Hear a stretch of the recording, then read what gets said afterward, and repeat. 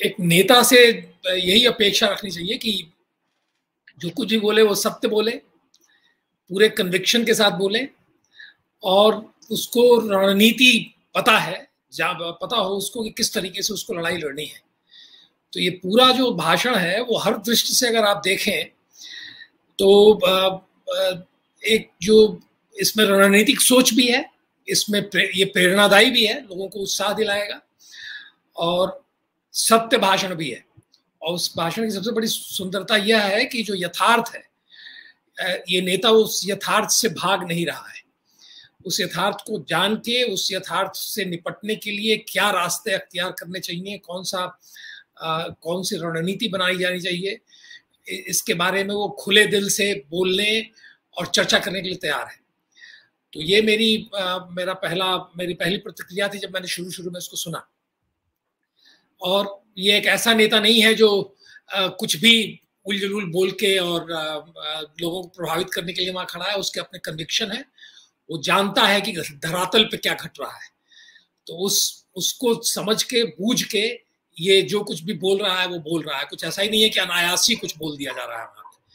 तो हमें इस तरह के ही योद्धा नेतृत्व की आवश्यकता है, जो बहुत सजग और सन्नद्ध है। वो जानता है कि कहाँ किस परिस्थिति में दुश्मन शत्रु के जो वार हो रहे हैं उसका किस तरीके से उसका प्रत्युत्तर देना है। तो ये बहुत महत्वपूर्ण भाषण मेरे विचार से है और उसमें कई चीजें समाहित हो जाती हैं जो भारत का पूरा एक भारत की एकता का और वो सब कुछ। आप एक नॉर्थ ईस्ट प्रदेश से आए हुए नेता का ये जो भाषण है ये हृदय को गदगद कर देने वाला है। और मुझे ऐसा लगता है कि बीजेपी के और बाकी भी अन्य जो हिंदू नेता हैं वो इस तरह की ही स्पष्टवादिता उनके अंदर रहे और रणनीतिक सोच रहे। उस दोनों का एक बड़ा ही लीथल कॉम्बिनेशन जब होगा तब जाके जो आने वाला युद्ध है उस युद्ध में, और वो अवश्यंभावी है, युद्ध तो होना है, अब उसमें कहीं कोई संदेह किसी के मन में नहीं रहना चाहिए। चाहे वो राजनीति के क्षेत्र में युद्ध हो या सड़क पे होने वाला युद्ध हो, युद्ध तो तय है। तो उसमें इस तरीके के योद्धा नेतृत्व की आवश्यकता है। और मैं भगवान से मनाऊंगा कि हमारा जो हिंदू नेतृत्व है, जो हमारे जो बीजेपी का नेतृत्व है, संघ का नेतृत्व है और भी जो संगठन है जो हिंदू समाज से जुड़े हुए हैं, उन सब के अंदर इस प्रकार की नेतृत्व क्षमता पैदा हो। जी, यह वो व्यक्ति है जो जब कांग्रेस में भी हुआ करता था तो उस समय भी की पूरी राजनीति जो थी वो बांग्लादेशी मुस्लिमों के विरुद्ध थी, क्योंकि ये इनका जो मूल है वो असम गण परिषद है और असम गण परिषद जो है वो इसी मुद्दे पे बनी थी कि किस प्रकार से जो घुसपैठिए हैं, यानी कि जो अवैध बांग्लादेशी मुस्लिम्स हैं, उनको यहाँ से बाहर किया जाए।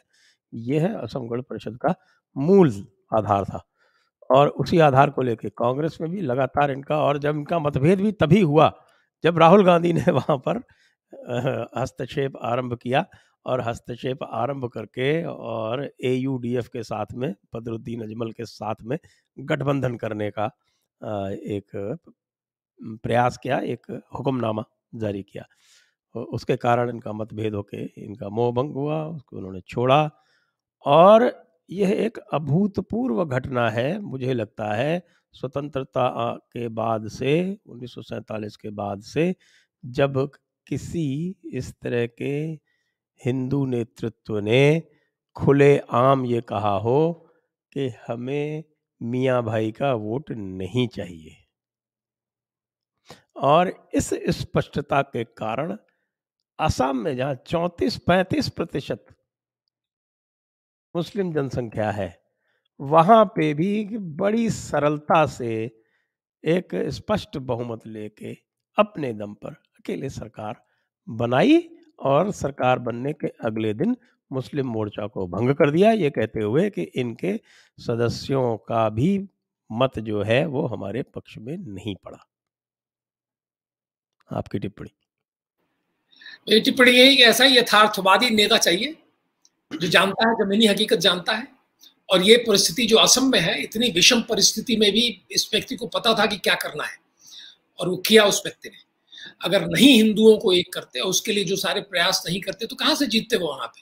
अगर वहां हिंदू वोट अगर विभाजित हो जाए असम के अंदर, चाहे वो बंगाली हिंदू हो या असमीज हिंदू हो, और बोडो क्षेत्र में रहने वाले जो ट्राइबल लोग हों, अगर ये सारे हिंदू वोट वहां अगर बढ़ जाते तो इनके जीतने की क्या संभावना थी? कोई संभावना नहीं थी। और इसके बाद जो असम की जो परिणति होती, जो असम की जो हालत होती, वो इतनी खराब हो जाती। तो इस व्यक्ति ने उस यथार्थ को जाना और उस दृश्य से अपनी रणनीति बनाई। अगर वहां जाके वो सबका विश्वास जीतने के चक्कर में अगर ये पड़े होते तो वहां ऐसा पंटाधार होता असम के अंदर कि पता ही नहीं चलता कि क्या हुआ वहां। लेकिन ऐसे ही यथार्थवादी नेतृत्व की आवश्यकता है, और यथार्थवादी स्पष्ट विचारधारा लेके चलने वाली, जो दुविधा में बिल्कुल ही नहीं है।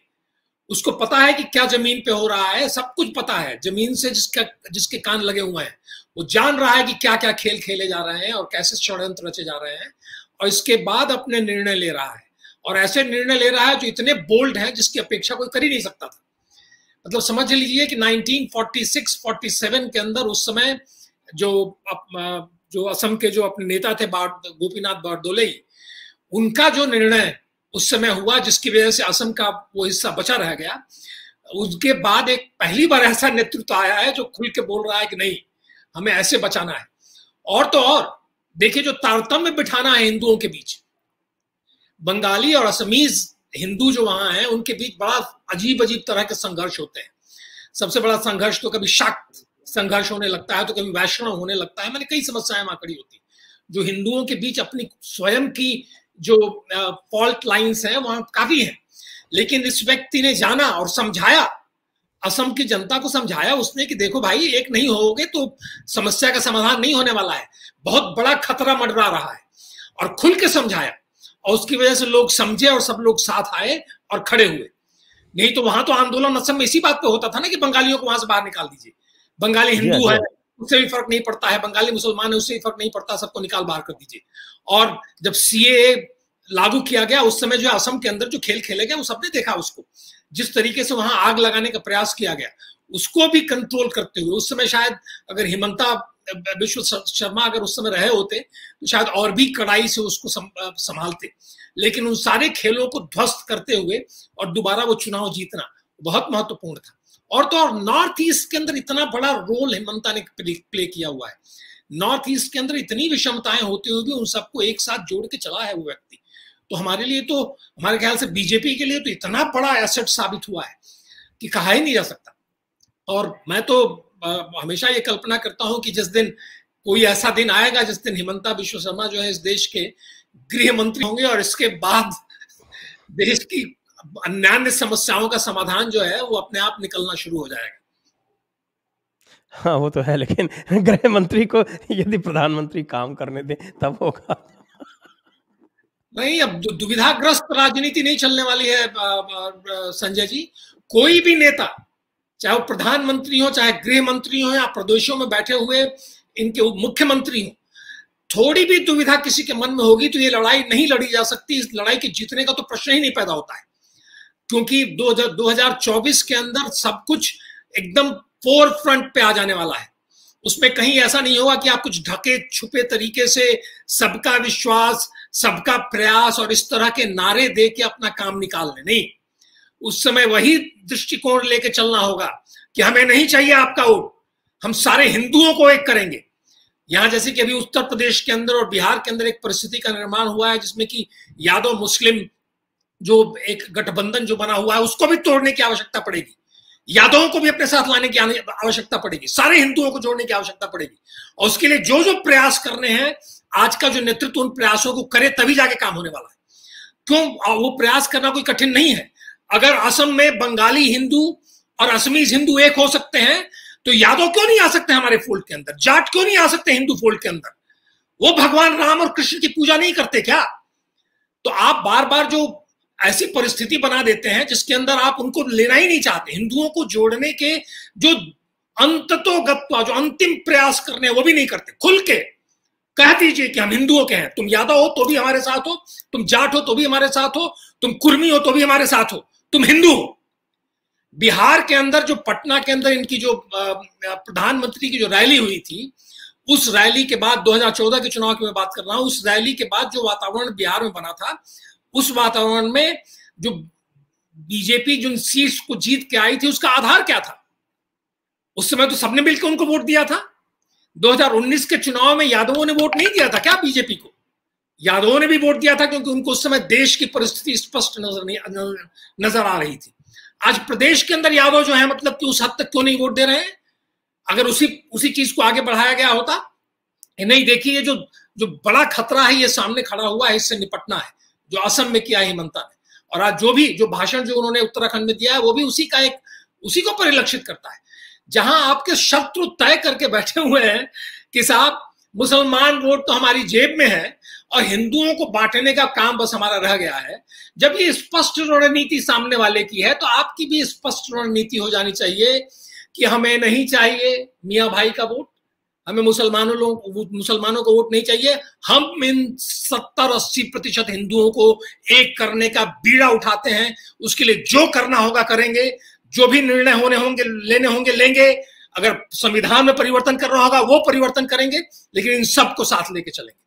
तो ये योद्धा भाव जब होगा तब आप ये आने वाला युद्ध जो है उसमें जीत पाएंगे। दुविधाग्रस्त नेता 2024 में काम नहीं आने वाले, ये तय है और निश्चित है। उसमें तो या तो हमारे प्रधानमंत्री दुविधा छोड़े, और कभी कभी लगता है कि वो दुविधा छोड़ने की स्थिति में आना चाहते हैं, दुविधा छोड़ें और आगे बढ़ें और खुल के अब बात करें।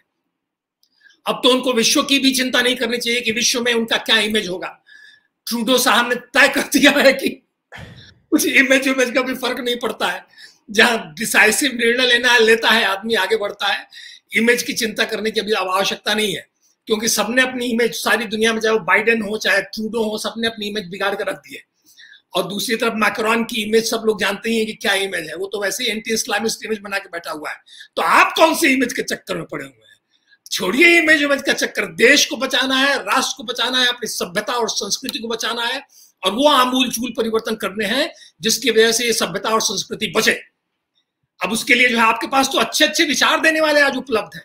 आप हैं, साई दीपक हैं, ये सारे लोग विचारक भी ऐसे निकल के आए हैं जो आप एक लाइन बोलते हैं डीकॉलोनाइजेशन के ऊपर पार्लियामेंट के अंदर, और साई दीपक जो है एक पूरी किताब लिख के आपके सामने रख देते हैं। आप जो है 1946-47 में जो है जो हुआ, जो डायरेक्ट एक्शन डे के ऊपर जो है आप कहते हैं कि हम उसको एक भारत विभाजन दिवस या जो भी दिवस का नाम देते हैं आप, कि उस त्रासदी को हम भूलेंगे नहीं। उसके ऊपर यहाँ बैठ कर संजय दीक्षित जो है पूरी किताब लिख के आपको दे देते हैं, सारा डेटा लीजिए, ये आपका वैचारिक आधार भी हम आपके सामने लाकर रख दे रहे हैं। तो सारे वैचारिक आधार आज प्रधानमंत्री के सामने है, संघ की लीडरशिप के सामने है, सब कुछ है। इन आधारों को लेके आगे बढ़िए, जोश के साथ आगे बढ़िए, कॉन्फिडेंस के साथ आगे बढ़िए, कमिटमेंट के साथ आगे बढ़िए। ये आवश्यकता है इस समय देश की। और इन सब आप सही कह रहे हैं, और इसके कई उदाहरण हैं। इसका उदाहरण जो है, दुविधा का सबसे बड़ा उदाहरण जो दिखाई पड़ा वो पश्चिम बंगाल में दिखाई पड़ा। पश्चिम बंगाल में दुविधाग्रस्त होके और सबका विश्वास दिखाने के चक्कर में और इमेज के चक्कर में इन्होंने वहाँ पर टिकट, जिस दिन इन्होंने 19 मुस्लिम को टिकट दिए हैं, उस दिन पूरा मोह भंग हो गया। और मोह भंग होने के साथ साथ आप देखते हैं कि किस तरह से पूरा के पूरा इनका जो सारा का सारा कैंपेन कोलैप्स हो गया। और उसके बाद फिर इन्होंने जो कायरता दिखाई बाद में, इससे ये निश्चित हो गया कि ममता के जीवित रहते अब पश्चिम बंगाल में भाजपा की एंट्री नहीं हो सकती। मैं तो प्रेडिक्शन कर चुका हूँ, कई बार कर चुका हूँ कि आप एक से अधिक सीट नहीं जीतेंगे पश्चिम बंगाल में अगले चुनाव में 2024 में। तो जो भी लॉस होगा आपकी 17 सीटों का, वो आप कहीं और से निकालने का प्रयास करें, और जहाँ से भी आप निकालेंगे वो दूसरी सीटें जो निकालनी है आपको, वो भी इसी स्पष्टवादिता और स्पष्ट मंतव्य और स्पष्ट रणनीति के सहारे ही निकाली जा सकती है, जो हेमंत बिश्व शर्मा इस भाषण में दिखा रहे हैं और जो योगी जी में हमें लगातार देखने को मिलती हैं। योगी जी के ऊपर तरह तरह के दबाव डाले जाते हैं, लेकिन वो अपनी लाइन नहीं छोड़ते। आज भी उन्होंने यूनिफॉर्म सिविल कोड के पक्ष में कहा है कि यूनिफॉर्म सिविल कोड लागू होगा जैसे ही अवसर आएगा। अब वो अवसर तो क्या है, देखिए यहाँ तो सीएए का कानून लागू होके और उसके बाद कानून पास होने के बाद भी, नोटिफाई होने के बाद भी लागू नहीं किया जा रहा है।